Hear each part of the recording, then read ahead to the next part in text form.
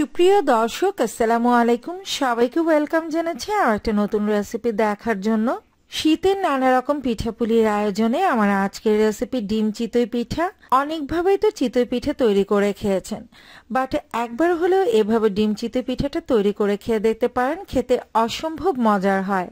আশা করছি বরাবরের মতো আমার আজকের রেসিপিটিও আপনাদের কাছে ভীষণ ভালো লাগবে। চেষ্টা করেছি একদম সহজ রেসিপিতে কিভাবে আপনারা পারফেক্ট ও ফুলকো চিতই পিঠাটা তৈরি করে নিতে পারেন সেই সিক্রেট রেসিপিটা শেয়ার করার জন্য। তো চলুন ঝটপট মূল রেসিপিটা দেখে নেওয়া যাক। তো চিতই পিঠা তৈরি করার জন্য প্রথমেই আমরা একটা ব্যাটার রেডি করে নিব। সেজন্য আমি এখানে মেজারমেন্ট কাপের 5 কাপ ভেজা চালের গুঁড়ো নিয়েছি। তো অবশ্যই কিন্তু চিতই পিঠাটা তৈরি করার জন্য ভেজা চালের গুঁড়োটাই নিতে হবে। দিয়ে দিচ্ছি স্বাদ মতো লবণ, আর লবণটাকে ভালো করে একটু চালের গুঁড়োর সাথে মিক্স করে নিচ্ছি। এবার কুসুম গরম পানি দিয়ে একটা ব্যাটার রেডি করে নিব। আমি একদম হালকা কুসুম গরম পানিটা নিয়েছি, খুব বেশি গরম কিন্তু নেওয়া যাবে না। কুসুম গরম পানি দিয়ে কিন্তু এই চিতই পিঠার ব্যাটারটা রেডি করে নিতে হবে।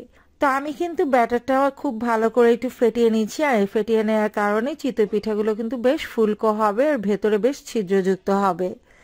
খুব ভালো করে সবকিছু একটু মিক্স করে নিতে হবে। মিক্স করে নেওয়া প্রায় হয়ে গেছে। আর এখন লক্ষ্য করলে হয়তো দেখতে পাচ্ছেন ব্যাটারটা অনেকটাই পাতলা মনে হচ্ছে, বাট যখন আমরা এটাকে রেস্টে রাখবো তখন কিন্তু পারফেক্ট কনসিস্টেন্সিতে চলে আসবে। তা আমি 1 থেকে 1.5 ঘন্টার জন্য এই ব্যাটারটাকে রেস্টে রেখে দিব। যদি আপনাদের হাতে যথেষ্ট সময় থাকে সেই ক্ষেত্রে 2 থেকে 3 ঘন্টার মতো রেস্টে রাখতে পারেন, তাহলে কিন্তু এই পিঠাগুলো আরো পারফেক্টলি ফুলকো হবে। যেহেতু আজকে আমার হাতে একদমই সময় কম, আমি সর্বোচ্চ 1.5 ঘন্টার মতো এটাকে রেস্টে রাখবো। তো রেস্টে রাখার পর দেখতে পাচ্ছেন যে এই ব্যাটারের কনসিস্টেন্সিটা কেমন হবে। আমি একটু চামচ দ্বারা আপনাদেরকে তুলে দেখাচ্ছি। একদম খুব বেশি পাতলাও হবে না, আবার একেবারে ঘনও হবে না। যেমনটা আমরা তেলের পিঠার জন্য তৈরি করি সেরকম ঘন ব্যাটারও হবে না, তার থেকে একটু পাতলা ব্যাটার রেডি করে নিতে হবে। স্ক্রিনে লক্ষ্য করলে দেখতে পাচ্ছেন ব্যাটারের কনসিস্টেন্সিটা কেমন হবে। এবার পিঠাগুলো তৈরি করে নিব। আর আজকে এই চিতই পিঠাটা আমি মাটির খোলায় তৈরি করে নিব।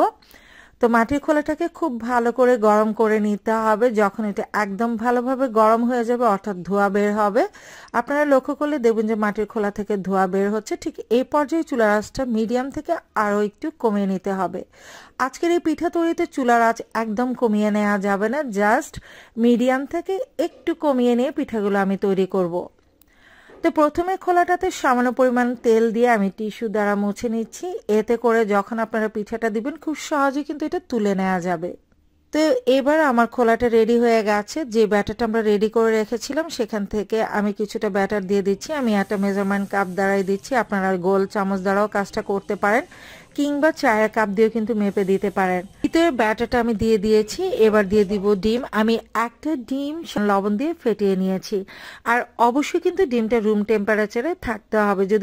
যদি ফ্রিজ থেকে বের করে সাথে সাথে ব্যবহার করেন তাহলে কিন্তু চিতই পিঠাটা মোটেও ফুলবে না। কমপক্ষে 3 থেকে 4 ঘন্টা আগে ফ্রিজ থেকে ডিমটাকে বের করে রাখতে হবে। এখানে সামান্য পরিমাণে ধনিয়া পাতা উপরে ছিটিয়ে দিচ্ছি, আর দিয়ে দিচ্ছি কিছু কাঁচামরিচ। এতে করে দেখতে ভালো লাগবে আর পিঠাটা খেতেও ভালো লাগবে। একটা টিপস দিয়ে দিতে চাই, সেক্ষেত্রে আপনারা যখন পিঠার মিশ্রণটা দিবেন অবশ্যই লক্ষ্য রাখবেন ডিমের মিশ্রণ থেকে যেন এই পিঠার ব্যাটারটা পরিমাপে একটু বেশি হয়। তা না হলে কিন্তু সাইড বর্ডারে ডিমটা চলে আসবে, তখন কিন্তু পিঠাতে একটা পোড়া পোড়া ফ্লেভার চলে আসবে, ডিম পুড়ে গিয়ে পিঠাটা খেতে খুবই খারাপ লাগবে। তো অবশ্যই ব্যাটারের পরিমাণটা ডিমের পরিমাণ থেকে বেশি নিতে হবে। এবার একটা ঢাকনা দিয়ে এটাকে ঢেকে দিচ্ছি।